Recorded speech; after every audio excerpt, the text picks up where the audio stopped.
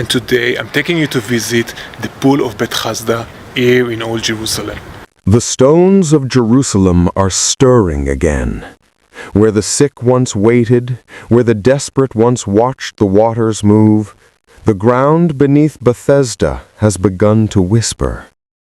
For centuries they called it myth, a metaphor wrapped in scripture, a comforting story for ancient believers clinging to hope.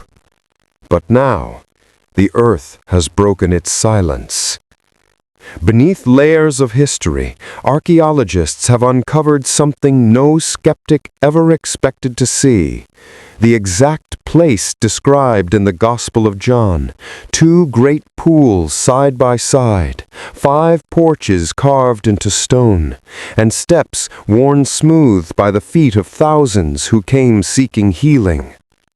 For years, critics claimed the story of Bethesda never happened. They said the Bible exaggerated, or worse, invented it. But when the dust settled and the stones were measured, every word matched the ancient text with impossible precision. Yet that wasn't what made the discovery frightening. It wasn't the architecture or the ruins that unsettled the experts. It was what lay beneath them. Because deep below the Pool of Bethesda, a sealed chamber was found, untouched for centuries. And what rested there has ignited questions that science cannot answer. Something preserved in darkness, waiting for this generation to uncover. The prophecy said the waters would stir again. And now, as light breaks through forgotten stone, many are wondering if that stirring has already begun. Beneath the ancient city of Jerusalem, time moves differently. Every stone, every fracture in the earth holds a secret. And some of those secrets were never meant to be uncovered. At least, not yet. For decades, archaeologists have combed through the city's underbelly, tunnels beneath the Temple Mount, hidden cisterns and forgotten chambers. But none captured their attention quite like the strange ruins buried near the Sheep Gate. Locals called it a cursed site, a place where the ground seemed to breathe. It was here, under layers of rubble and Roman debris, that researchers began to notice something unusual. 2 massive depressions carved into the bedrock, side by side. At first, they looked like ancient reservoirs, until measurements revealed perfect alignment with a 2,000-year-old text, John chapter 5. As more of the site was cleared, the resemblance became undeniable. 5 colonnades, broad stone landings descending into silence, and fragments of pillars marked by centuries of water erosion. The Pool of Bethesda, once thought to be a legend, was real.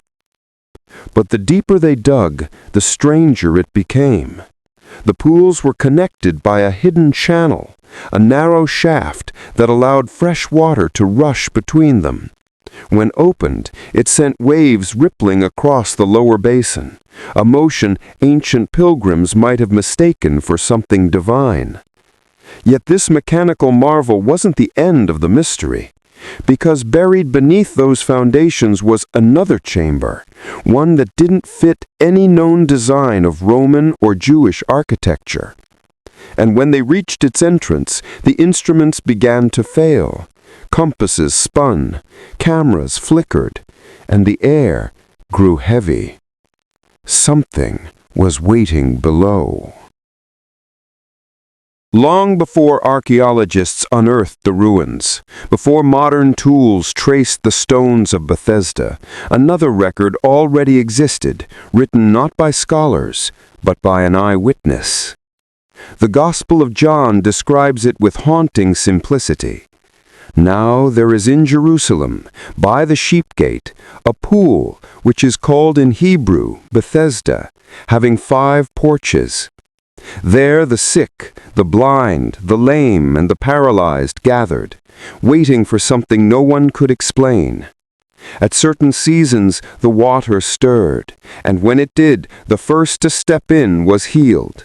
Some said it was an angel. Others whispered it was the breath of God touching the earth. But for generations, skeptics called it myth.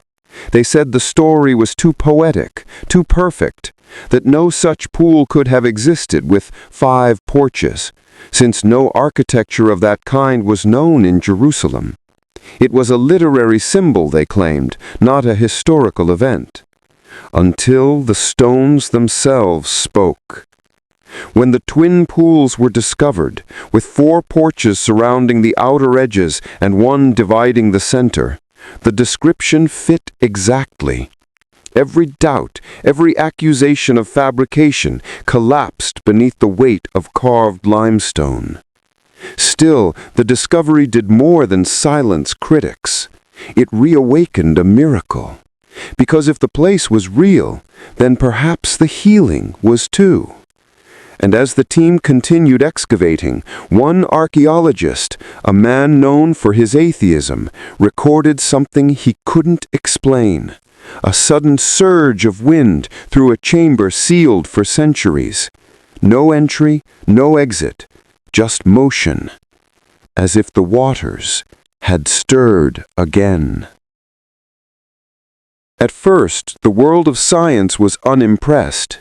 They said, coincidence, a random structure mistaken for something sacred, an archaeological illusion. But the more data came in, the harder it became to ignore. The site's exact orientation to the ancient sheep gate, its alignment with Roman-era streets, and the unmistakable 5 colonnades all perfectly matched the Gospel's account. For believers, it was confirmation. For skeptics, it was an inconvenience. Dr. Marcus Levin, one of the lead archaeologists, once declared in a lecture, "The story of Bethesda is metaphor, not memory." Yet years later, standing knee-deep in the excavated pools, he whispered, "I was wrong." Something about the atmosphere unsettled him, a sense of presence. He later admitted to colleagues, "When the wind moved through that tunnel, I felt like I wasn't alone." Others dismissed it. They blamed it on shifting air pressure, on old stones releasing trapped gases. But those who were there say it was different, as if something ancient had recognized it was being seen again. And soon after that, local workers began reporting strange dreams, visions of rippling light, sounds of rushing water where no water flowed. One claimed he saw a man in white standing at the edge of the pool, motionless, watching. Another swore he heard the words, "Take up your mat and walk." These stories never made it into the official report. But whispers spread fast through the dig site. And for the first time in decades, scientists were forced to confront something they couldn't measure. A presence that defied every explanation. And what they uncovered next would push the limits of faith and reason even further. While mapping the lower foundations of the southern pool, archaeologists made an unexpected discovery. Beneath layers of rubble and centuries of silence lay a narrow stone passage, sealed tight, hidden for nearly 2 millennia. The entrance to the chamber was small, barely wide enough for a grown man to crawl through. But when they finally broke through the barrier, the light from their headlamps revealed something astonishing. A hollowed-out space carved with precision, lined with smooth stone benches on both sides. In the center, a channel of ancient water, still glistening faintly under the beam. Tests showed it wasn't groundwater, it was spring-fed, the same source that once filled the pools above. And etched into the walls, faint but unmistakable, were symbols. Not Roman, not Greek, Hebrew. One inscription stood out. May the waters remember the voice of the Lord. Silence fell over the chamber. No one spoke for several minutes. As if time had folded in on itself, the echo of faith carved into stone, waiting for the world to rediscover it. Further scans revealed the structure extended deeper still, connecting to an even older aqueduct. It was an engineering marvel, built to channel living water through a ritual system far more complex than previously thought. Bethesda wasn't just a pool. It was a sanctified system, a convergence point between ritual, purity, and divine encounter. The chief archaeologist, voice trembling, recorded in his notes, "This was never just architecture. It was testimony." At first, the sounds were faint, a rhythmic pulse like the heartbeat of the earth itself. Every few minutes, a soft whoosh echoed through the chamber, followed by ripples that shimmered across the still water. No machinery was nearby, no pumps, no underground springs known to cause such movement. The team measured pressure, checked for airflow, even brought in seismologists to rule out tremors. Nothing explained it. The water simply moved. And that's when one of the researchers remembered the Gospel's phrase, "An angel went down and stirred the waters." For centuries, scholars dismissed it as metaphor, a poetic way to describe the hope of healing. But now, with the evidence before them, some began to wonder if what the ancients saw was not superstition, but phenomenon. Could the stirring have been caused by this ancient hydraulic channel, the moment fresh living water surged through the pool? Or was it something else entirely, something unseen, a divine rhythm embedded in the stones themselves? Dr. Levin, who had once mocked the story, watched as the waters rippled again under his light. "Maybe," he murmured, "faith isn't a reaction to proof. Maybe it is the proof." The team decided to seal the chamber temporarily for safety, but that night several reported hearing the sound again, like rushing water through an invisible current. The next morning the chamber was silent. The movement had stopped, as if whatever had awakened had gone back to sleep. And yet before they left, one archaeologist swore he heard a whisper. 3 words that seemed to echo from nowhere: "Rise and walk." For decades, scholars claimed that the Gospel of John was written too late, too symbolic, too spiritual to describe real places. Yet now, standing amid the weathered stones of Bethesda, the evidence spoke louder than any critic. The pool was real. The porches were real. The story was rooted in history. Faith had become archaeology. Scripture had become stone. When the discovery went public, the academic world split. Some called it coincidence, a case of matching the Bible to whatever ruins fit the narrative. Others, however, were shaken, because for every carved column and measured foundation, the Gospel's details proved uncannily precise. One journalist described visiting the site. "You don't need to be religious to feel it. The silence hums with something ancient, as if the ground itself remembers." And for many, that's what Bethesda became, a meeting point, not between religion and science, but between memory and revelation. Because in the end, the stones didn't just confirm a place, they confirmed a pattern, one that runs through every archaeological find tied to Scripture. The Bible isn't myth reaching for meaning. It is history, whispering through time, waiting to be unearthed. As one archaeologist quietly put it, every time we dig, it's as if the earth itself is defending the word. But the story of Bethesda didn't end with what was found above ground. Deep beneath the pool, sensors picked up a hollow, an untouched chamber that hadn't seen light in nearly 2,000 years.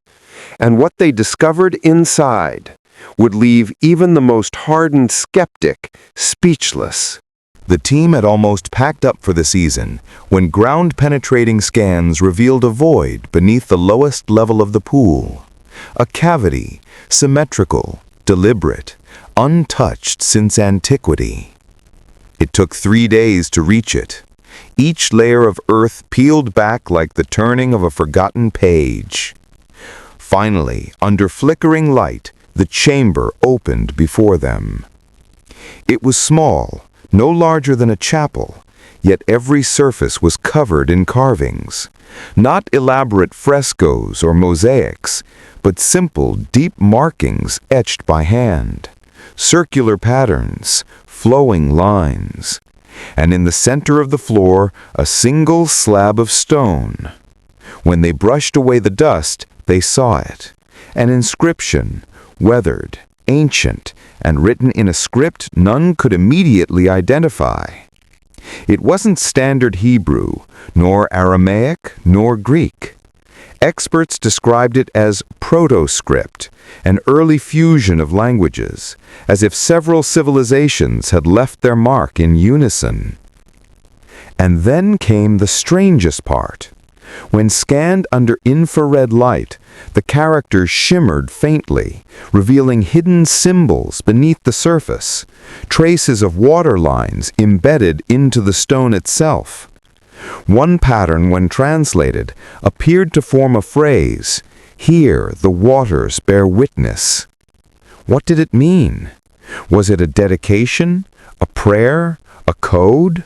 A rabbinic scholar brought to the site suggested something chilling. He whispered, "In the Old Testament, witness is not a passive word. It means testimony before God, a record of what heaven saw." The chamber wasn't merely ceremonial. It was a declaration that something divine had once moved here. And as sensors probed deeper still, they realized the slab wasn't resting on solid ground. There was something beneath it. The decision to lift the slab wasn't made lightly. It had rested undisturbed for nearly 2,000 years. To move it felt like trespassing, as if crossing into a sacred threshold. But curiosity, as always, overpowered fear. Using delicate pulleys and hydraulic supports, the archaeologists raised the stone inch by inch. Dust spilled into the air like ancient breath escaping. And beneath it, darkness. A hollow cavity, barely visible, lined with smooth limestone walls and filled halfway with still water. When the light touched it, the reflection shimmered in perfect silence, and something glinted at the bottom. A bronze object, no larger than a man's hand, half buried in silt. They retrieved it carefully. At first, it looked like a simple seal or amulet, but once cleaned, a symbol appeared. A fish, encircled by flowing lines of script that read, "Living water, the gift of the sun." The date, verified by analysis, placed it within the 1st century, the same era the Gospel of John was written. No one spoke for a long time. Even the most skeptical members of the team felt it, a weight in the air, as if the discovery itself was aware of being found. When the artifact was shown to a biblical historian, he simply said, "If authentic, this is not just archaeology, it's testimony carved in metal." And yet, there was more. At the base of the hollow, scanners detected a pulse, not electronic, not seismic, a faint vibration, rhythmic, almost like a heartbeat beneath the stone. The instruments couldn't explain it. The scientists couldn't deny it. And one whispered, almost trembling, "Maybe the waters still remember." In the days that followed, word of the discovery spread quietly through Jerusalem. The site was sealed, guarded, studied. But those who had stood beside the pool that day said something had changed. The air felt alive, charged, almost electric. Birds gathered at odd hours. The faint sound of rushing water echoed through empty tunnels. Even those with no belief spoke of feeling watched or called. News outlets reported the find as a monumental link between faith and history. Yet behind closed doors, scholars argued. Could a first-century inscription naming the sun really exist in a Jewish purification site? Could it mean the earliest followers of Jesus had already marked Bethesda as holy ground? But outside the debate halls, quiet pilgrims began to appear. Men and women who came not for proof, but for presence. Some knelt at the ancient stones and wept. Others touched the walls and claimed to feel warmth flowing through their hands. One worker, the same man who first uncovered the bronze seal, later wrote in his journal, "Every night since that day, I dream of water.